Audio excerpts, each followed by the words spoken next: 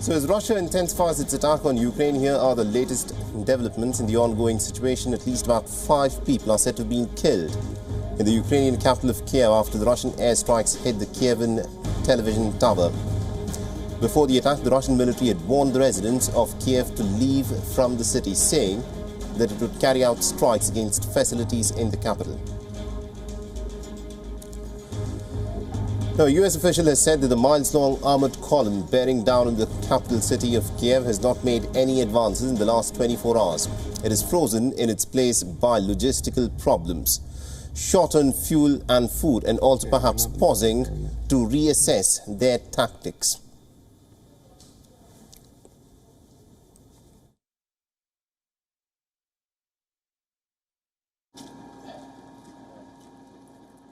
Kharkiv, the second largest city in the country, has also seen an intensified shelling and airstrikes on Tuesday. The Ukrainian President Volodymyr Zelensky has said that Russia must stop bombing Ukrainian cities before any meaningful talks of a ceasefire can begin. Remember, the first round of negotiations earlier on Monday had yielded virtually no breakthrough. So a second round of talks between a Ukrainian and a Russian delegation is expected to take place later in the day today.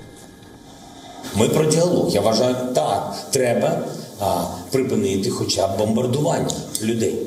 Просто бомбардування припинити і після цього сісти за стіл перемовин. Партнери, якщо вони не готові брати Україну в НАТО, і якщо вони не готові брати Україну в НАТО через те, що Росія не хоче, щоб Україна була в НАТО, то є гарантії безпеки, напрацьовані спільні для України.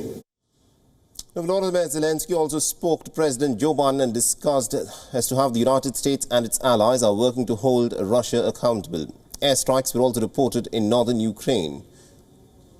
Now, on your screens will be these visuals from the city of Zhytomyr. Private homes were hit and at least about 4 people have been killed so far.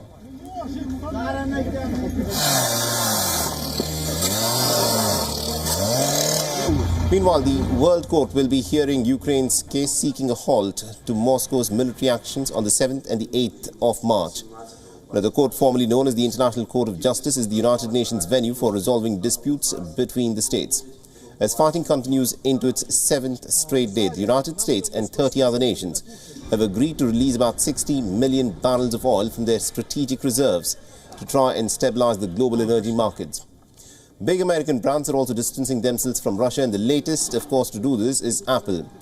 But it also includes companies like Google, Ford and Harley-Davidson. Russia, for its part, has said that it sees no desire from Ukraine to try and find a legitimate and a balanced solution to the problems between the two countries.